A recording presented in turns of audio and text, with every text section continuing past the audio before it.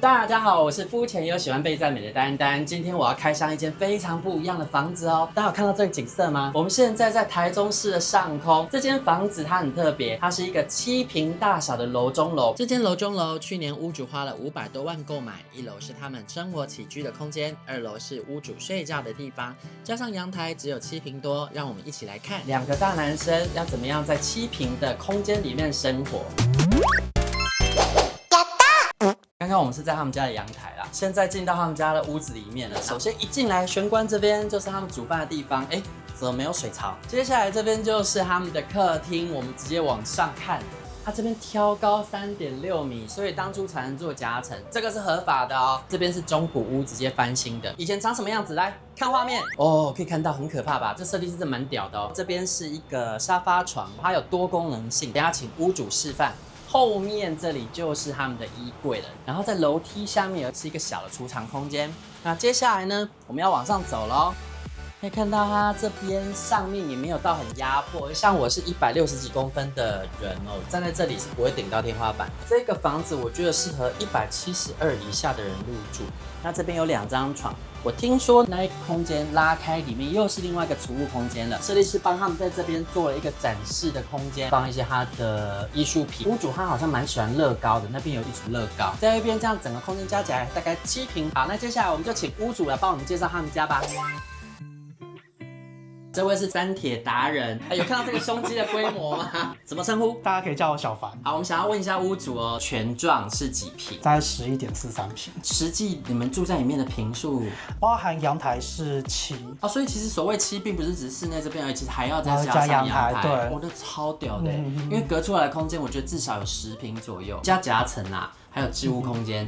那我想问，可以说大概是什么年份买的吗？你是喝了孟婆汤吗？我记得是去年哦，去年5月买的。2024年5月7月才交屋。装修了多久？光装修其实就是大概半年时间。这边要装修半年？因为它的空间小，所以那个就是说它的人力进去的有限啊，对。然后再加上你还要搬运，因为原本这间房子它的夹层钢筋的东西，所以光是拆除就花了很对，多钱吧？对，就花很多钱。那我们要开始来问钱的问题了。你们当初房子这样子，这间房子然后加上平面车位，这样买多少钱？540，蛮厉害的，因为这边是台中市区耶。装修的部分啊，总共花了多少？110几。那拆除的部分就花了，我记得那时候换算下来，我记得是20-30万啊，30万，对，20到30， 13万，3万，有到那么少吗？设计师说话了。30有那么少吗？我怎么记得是还包含浴室那一些？对啊。所以这边拆除费加上清运费大概3-4万块，那其实蛮划算的因为我看那原本的样子蛮惊人的，所以花了大概半年时间。那你们住进来也差不多这样才半年吧？没有，因为去年，所以我们是今年的差不多，因为今年大概4-5月搬进来。看来你真的有喝孟婆汤才开始录影哦，不好意思，记忆力比我还差。这边是你们家的玄关啊，然后你们改装前这里就预设是厨房了吗？这间原本是套房，它那时候进来看的时候，它是完全没有那个水槽的东西出来。可是那个时候就想说，如果以空间的话，就是那个地方可以煮东西，然后水槽设旁边。后来在设计发现没有管线这个东西，所以那时候是想的很多方案，但因为有一些预算上的考量，就把浴室门口改这边，然后我的动线取最近的方式。这边煮嘛，然后水槽的话就直接进去浴室里面洗东西，对，然后再出来这样子。哦，他们这边真的看得出来有在煮就是调味料里面大概有10几种吧，然后上面还有这种，这可以拿吗？可以拿，没关系。那我就不客气哦，因为他们还有这种很专业的粉罐，这里面装的应该是太白粉吧，玉米粉，看得出来不只是会煮，而且还会煮很复杂的东西。这边也有他们的炒锅，我刚刚看到我觉得蛮厉害的，就这边是鞋柜。平时你们鞋子如果有什么灰尘之类，你们会特别处理吗？因为毕竟这边在煮饭，煮饭空间是在这边啊，但是这边我还是会定时清一下这样。大概是多久1年1次吗？没那么久啊，扫除。我其实有时候回家看到有点脏都会扫。那上面这边是放就一般的杂物。因为我实在太好奇小宅的收纳了，所以我今天会一直去检查他们家的柜子，非常的没礼貌。对，没关系。我以为这边会放一些什么干货之类的。没，因为干货那些有些饮食我们放下面比较多。但这边是偏生活杂物啦。他们家的收纳厉害到，上面那边也都运用到了。这边是放整理箱，然后这是乐高的盒子。但这整理箱是设计师刚刚搬东西过来的，他们家平时没有放这个东西。这边也还有置物空间呢，这个是整个浴室的上方，对不对？然后上面有一台热水器嘛，热水器。然后这边置物的话，你们平时放的是一些家电的纸箱吗？平常很少会拿的东西，比如说像是那个乐高，我喜欢那种体积很大的，我会放上面。像行李箱东西我会摆上面。这个空间呢，你觉得它有什么让你用起来很顺手的地方吗？我今天喜欢的是像厨房这个设计，因为它这个套房之前这里全部都是柜，就是很像那个木柜的衣柜然后这边就只是单纯放一个应该是木桌还是什么，就什么都没了。所以那个时候还蛮喜欢煮。然后因为我那时就希望说有一个空间可以摆这些东西，但是它又可以煮东西，所以我就会希望它又有一个可以摆在这上面的空间。所以你是指这个台面非常的宽敞对，煮饭比较方便。所以那时候其实我最喜欢应该是这个空间。他们是真的蛮认真在过生活的，就是有干货。洋芋片也是选了一个最美味的口味，蛮内行的，可以带走吗？那这边这个就是放一些锅碗瓢其他的东西，连电子秤都有。对，电子秤都，因为他煮饭有时候会用电子秤。气炸锅也是大的。那我可以看一下浴室吗？可以，没关系。好，我们来看一下浴室。7坪大小的浴室，但这个浴室比我想象中的还要宽敞一点但这样平时洗澡淋浴的时候，是不是马桶会一起湿掉？对，会一起湿掉，对对对，会擦它，对对对。但这个暖风干燥机它干燥的速度够快吗？我自己习惯开30分钟到1小时，然后其实都会干。那平时洗澡啊，因为充满热气嘛，那你洗完澡之后热气跑出去，会整间都湿湿热热的吗？还不至于。我自己开的习惯是还不至于，因为它开阳台，其实这边通风还蛮凉。阳台外面的窗户打开，就是门开，我湿气我是感觉不到。那我们现在要进入到客厅喽。Hello， 我是丹丹，还没订阅吗？如果你喜欢看居家装潢风格跟饭店开箱影片，记得订阅我的频道，开小铃铛。那我们继续看下去。现在我们来到他们的客厅喽，然后现在我们看画面里面多了一位，这个是他的同居人。你好，我是阿龙。好，为什么要多一个？因为我们让大家感受一下两个大男生在这个画面里面的空间感是怎么样。我觉得不会拥挤耶，而且可以看出他们在这个空间里面是不会有压迫感的，上面都还有很高的距离。你们这个床位这边的墙并不是完全把它遮起来的，你们用一个透明的玻璃，这样子可以增加空间的通透感嘛。然后是不是我原本以为你们会在那边也看电视，还是其实看电视都在下面？都在下面看比较多，因为沙发就很舒服。这个沙发当初是设计师带你们去挑，还是你们自己挑的？其实设计师有推荐，那间叫 Into Home 吧，就是一个北欧家具的店为主的。听起来蛮贵的。还可以，因为我是挑折价的时候就有优惠的时候。那这张沙发你们当初花了多少钱？原本是5万，我折还价4万8。蛮划算的那它上面是材质是猫抓布吗？对，猫抓布，德国的吗？德国猫抓布。沙发还有什么特异功能吗？没有在业配，真的是，或者是因为他们刚刚有展示一些特异功能，我觉得太神奇了。就是有，我们来看一下，这个是跟设计师有讨论，就是我希望它那个沙发有床的样子，所以我就把它说可以设计这样。搬过去就变床了，那它那一面也可以吗？那面就不行，那面就是因为这样那边有个靠，对，然后你枕头放这里就可以睡觉了。对。好，我是睡觉模特儿，我来示范，它可以这样。对，就这样子。这平时看电视这样很爽，你就这样看。对，因为我是这样看电视。好爽哦！可是这样平时只能一个人呢，那2个人怎么办？没有，他就坐在那边，然后腿靠在他上面。就是我觉得这个空间这样2个人生活真的很温馨，而且你们这沙发真的是选对了，好，功能性很强这边应该是衣柜嘛，对不对？对。那我太好奇衣柜了，我可以去看一下。可以。你们2个人的衣物都在里面。对，2个衣物都在里面。够放吗？其实够。请问它这个灯是感应式的？对，感应，它一打开灯就会打开，所以不用担心什么关不关灯的问题。你们是有分2个人，还是说就都一起放一起穿？这是我那个朋友的阿龙的衣服所以你们是1个人1格。对，1个人1格。那第3格？第3格就是真的是杂物会比较多。你等下，你的衣服就这样。还有杂物间，还有杂物间也太屌了吧！我来看一下杂物间哦，这边是比较少穿的衣服，全部折一折丢进去。按照我的习惯，应该会想要试图在里面找玩具，但因为今天我觉得如果我去找玩具，这边就会变成叠叠乐哈，它就会直接绑刷，所以今天我们就没有进行这个环节啊。不过该有的检查冰箱还是会有的。既然他们说他们有在煮饭，我等一下还是要看一下冰箱哦。然后这边是你的衣柜，对，没错。只有5件衣服是什么意思？没有其他的，因为我 T 恤比较多，我就放这边。然后上面就是外套、车衣、三铁衣，然后白袍。很厉害了耶，因为我原本以为啊，他们2个人都会把衣柜整个塞满，但现在发现确实他们1个人1格就够了，因为连这个都塞不满呢。生活上比较极简的人啊，住小宅绝对没有问题的。我们现在来看一下，他们家这边是冰箱放在这里。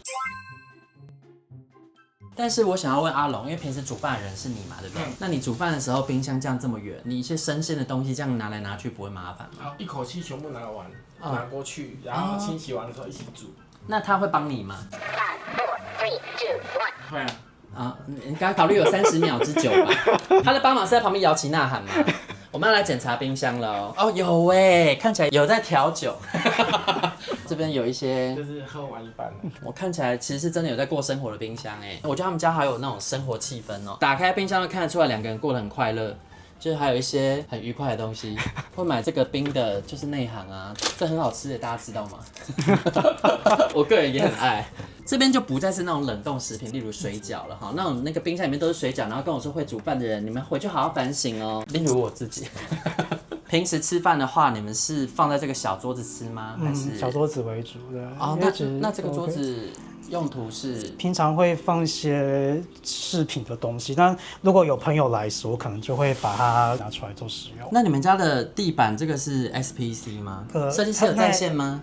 是，他点头了。那你们觉得好清洁吗？因为它是有纹路的。我就是觉得蛮好清的啦。不会说因为有纹路，要是有东西咬上去，像这个可能就会比较不好清起来吗？目前是没遇过，有时候像一些菜汁滴上去，我自己用清洁清，我是觉得蛮好清的。其实我觉得住小宅有另外一个好处是打扫很快，对不对？我蛮快的，而且你们家其实没有摆很多小型的杂物，所以要擦灰尘应该很快。那我觉得他们这个客厅有一个最大的亮点，就是它有个天然的画布，只要把这个窗帘拉开，外面就是台中市的景色，而且他们家的楼层够高。旁边又是学区，所以是一个永久动距，这一面几乎不用担心未来会被遮起来。我们刚刚就是在这边做开头啦，空间也非常的开阔。这边我觉得应该就有1平点多一点点，对不对？对，1.2、1.3平。这阳台很宽敞，甚至在这边摆2个高脚椅，然后就坐在这边一起喝咖啡。当然是空气好的时候啦，因为我们也知道台中的空气就是还是要戴一下 N95哦。我会被台中人杀了。不会，没关系。那我们现在可以去看你们的闺房。这边很特别，就是还另外设计了一个办公的地方吗？对。你这样办公舒适吗？我有时候是直接这样子拿电脑这样子直接用，我可能打下电脑，我累了我就直接趴下去。基本上我看你这个距离的话，那你应该打3分钟就会累了，就要躺下去了，因为这看起来不是一个可以好好工作的地方啊。如果说我另一半还要做其他事情在下面的话，我就会在这边用。但是如果没有的话，我是会拿下去放在那个小桌上面。所以如果需要稍微专心一点去办公的时候，在这边这样有区隔开来，还是会比较容易专心的工作。就不要2个人就是一直都没有各自的隐私。例如说好想放屁的时候，就要直接在他面前放这样。就可以躲上来放。比如说有人生气了，起码他可以躲在上面，不要理他这样子。所以那你们多久吵架一次？没有很长，没有很长了。这脸好红哦。这个是后置也后置不掉的哦。那个阿龙有在下面吗？是不是去拿菜刀了？那边放什么东西啊？也是放一般的杂物在这里，阿龙的书或是我自己的一些文件。我以为它很深诶，但其实它就是到这边。对，到这边而已。3格都可以置物。对，3格都可以。行李箱放在哪？因为到现在我都没看到哎。我平时是会放在浴室上面那个空间。就是那个下面那个空间。那这样好拿吗？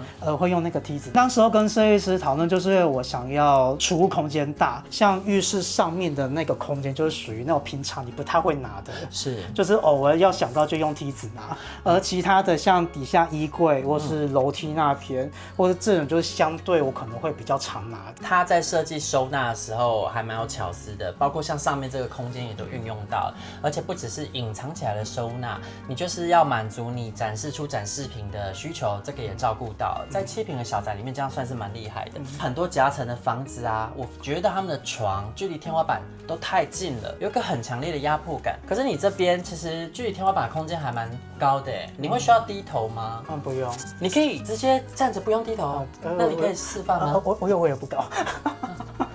真的？那我觉得我也不会撞到。那我也试试看。我也可以耶！那这个很高哎。它这个空间这样子，你在躺的时候其实比较不会有压迫感。那我们如果人啊，虽然那种夹层里面那种压迫感的空间里面，其实久了对运势很差。重点是你每次吐出去的二氧化碳很快也就吸回来了啦。长期下来换过变笨吧。那我们所有的空间看得差不多了，回到客厅去好好的拷问一下。好，可以。那我们整间房子都已经看完了。我很意外的是，我原本觉得7坪嘛，我应该10分钟就拍完了吧。结果足足拍了1个多小时，我拍到我等一下来不及赶车哦。但是这间房子真的很多设计上的巧思。那现在我想要来问我们的屋主阿龙跟小凡。那我们首先第一个问题就是，你们在一起多久了？可以说吗？可以了。那看着镜头说。在一起13年。很厉害哎，小孩都要上国中了哎。如果当初有生的话，在一起这么久，相处上有什么秘诀可以教给大家吗？偶尔还是会吵啦，一开始吵比较凶啦，但是后来就觉得个性上相处还蛮融洽的，然后就稳稳当当的这样走下去。其实我觉得情侣会吵架还是一件好事，因为那是一个沟通的方式啦。当然吵架的话，不要去伤害到对方的人格，我们针对事情去吵。感觉你们可以在一起13年，一定是有相处的智慧啊。还可以啦，他智慧比我多啦。感觉他旁边就是都默默的，然后笑笑的。然后会不会其实偷偷的在食物里面加一些额外的辣椒之类的？你有吗？我知道他煮的食物有时候很辣。那一天心情不好的时候就吃起来辣一点。可能会。那2位的星座是可以分享的吗？我是很难搞的水瓶。水瓶座，那水瓶座也可以稳交13年哦，大家不要再说水瓶渣男哦。那阿龙是什么星座？巨蟹座。哇，2大世纪渣男在一起，就是一次得罪2个，就会非常好。所以就是天底下的巨蟹跟水瓶们，你们就凑在一起吧，不要出来祸害。没有的，你们在一起就会很恩爱，会非常的合哦。那好，我们回归正题哦。这间房子啊，因为是7坪嘛，当初一开始是买中古屋，然后你们也花了很多心思去改造。那我想问说，你们一开始找设计师就直接是找到这一位吗？其实不是。那你们经历了什么波折？我那时候一开始就是在网络上随性找，那时候有接洽了2个设计师，他们其实有过来跟我讨论，但因为讨论的东西都有点跟我的想象有出入，比如说我希望公司旅运分开，但是他们画的共同点都是因为这是夹层，所以说夹层高度很窄。我还记得那时候有个设计师说，你们平常睡觉应该都还好吧，睡觉时间其实应该不需要很多高度，然后我就想说，其实我还是需要高度的，要不然一起来撞到头，我不是很喜欢。因为有些设计师他可能自己也没有住过这样的空间吧，他不能去体会那是什么感觉。后来是因为我脸书认识 Andrew， 我现在的设计师，我有把我的一些需求跟他讲。他是知道说你在找设计师才突然蹦出来，还是本来就认识的朋友？本来就认识，后来他知道我有在找设计师，因为那时候我前面找2个，他就后来冒出来。但是因为他很快有给我那个作品，像我先按照我的需求画了2个作品，但是这个是他觉得符合我的需求，然后就让我3张图去挑，然后我就挑这个设计。所以其实他一开始做出来的那3张里面就有1张是符合你的需求了，也不用再额外太细节的沟通。所以第1版就已经是这个通透的设计吗？会画这个的设计是因为他后来觉得原本的那一种设计储物空间，然后再来是挑高的视野空间感，他觉得没有到那么的够，所以他就画了另一个，他希望在小空间尽量能把那些东西都融入在这里，但是又希望睡觉的空间是够，我觉得听起来也蛮有道理的，然后其他的条件我也觉得都符合，所以他也是蛮懂你需求的设计师哎。我觉得算是。那我就好奇，那个 Andrew 你什么星座啊？水瓶，我就知道，外星人才会懂外星人吧？没有，这个设计真的蛮屌的啦。我想问说，因为你前面有找2个设计师嘛，Andrew 突然爆出来，那价格上会有贵很多，还是因为他设计明显比前面2个厉害？其实他们前面那2个跟我报的价格就是大概粗略报，安卓是因为毕竟他作品交的比较详细，所以他的价格就会相对报的比较精准。你是一开始有跟他说你预算大概多少吗？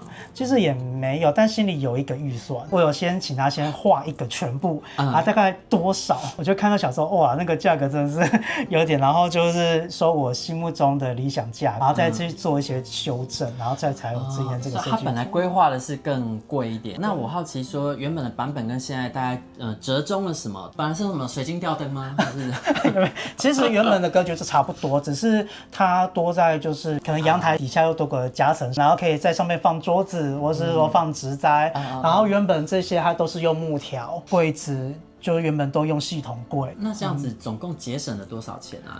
你最后定案跟本来最初的版本，最初版本我记得它应该装潢有到140、140啊，就省了30-40万，对，30-40万，对，因为其实我觉得最后出来的成果啊，我觉得看起来整体很不错，7坪的空间运用到像是11坪左右，这点也蛮厉害的。那你们自己住进来之后啊，你们有觉得生活上有什么明显的不同吗？我觉得我说不同就是明显比较爱干净一点点啊，因为这个设计都是白色的，对，然后再加上先说我承认，就是之前我住我老家时，因为就是房间真的比较乱，对，他有时候也会到我房间，就会说：“天哪，你的房间也太乱了吧，你不整理一下嘛？”这样子，然后。你买了一间，你花了点钱装潢后，就忽然觉得我还是想要维持它整洁干净。真的，这个是我觉得最大的改变。有自己的房子，你会比较勤劳打扫。可能我觉得马桶有点脏，我可能1个礼拜可能多刷不止1-2次。这是好事，这是好事，因为像是马桶啊，其实是跟我们个人的财有关嘛。那你马桶都刷干净，财运才会好啦。阿龙觉得我这部分改变最多。以前都是他在打扫吗？都会，都会打扫。对，比例不同。如果说有观众是买小宅，然后要装修的话，你自己有遇到什么挫折是你觉得可以给他建议的？就是因为小宅，所以这样跟设计师好好的沟通需求，因为需求沟通越明确，那个设计师在设计上会更知道自己要怎么去做规划。那你怎么会知道说你可能会有什么需求呢？我是以我自己平常不是说回老家我自己的习惯，然后把我一些需求写下来，然后再是阿龙可能也有他自己的习惯，所以我就有写下来讨论一下。讨论出来后再有个折中方式，哪一些要，哪些不要，再跟设计师说。所以沟通其实还是最重要的。这部分可能不论是小宅或是大宅都一样，一定要很明确跟设计师说自己的需求，然后不要不好意思，第一时间的不好意思，后面就会造成无限的遗憾，最后还是要去怪设计师啊。双方都应该要努力的沟通。那设计师的义务，我觉得是比我们一般消费者很多概念我们是没有的，所以他们在跟我们解说的时候，真的要拜托要说人话。你们说术语我们是听不懂的，要说人话，那这样就会沟通没问题，做出来的成品就会像现在这样子。我刚刚问过阿龙说家里有没有什么不满意的地方，他几乎没有那如果说要说不满意，可能也是因为房子先天性的限制，倒是跟设计无关，反而设计帮这个空间加了很多分哈。最后的问题就也是跟钱有关，因为我们刚刚有提到嘛，房子是500多万，然后加上装潢嘛，那装潢的部分有借贷吗？还是就直接把储蓄都丢进去？把储蓄丢进去，存了蛮多钱的。那房贷的部分，你们是做新青安吗？对，用新青安。做几年啊？35年。哦，那你们有做宽限期吗？有1年宽限期。也是只能1年的吗？没有，还是他让你选？也可以让我5年，因为我还会买家具，所以我想说那个1年就让我把家具钱那个都用进去。对，然后剩下的缴那个房贷，因为我想到那个金额也还蛮 OK 的，所以我想1年宽限应该够。那这样宽限期过后的话，房贷1个月要缴多少钱？目前如果用新青安的利率的话是14400出。好愉快哦！那我还是那个助人给我把我房子卖掉来住台中好。你们这个建案还有房子在卖吗？我压力好大。我记得好像还有啦，这是那个连结传给我。好，那我们这集就到这边喽。喜欢这支影片的话，帮我按赞、订阅、加分享。下次影片继续跟着丹丹出去玩，吃完了不打烊，拜拜。拜。谢谢。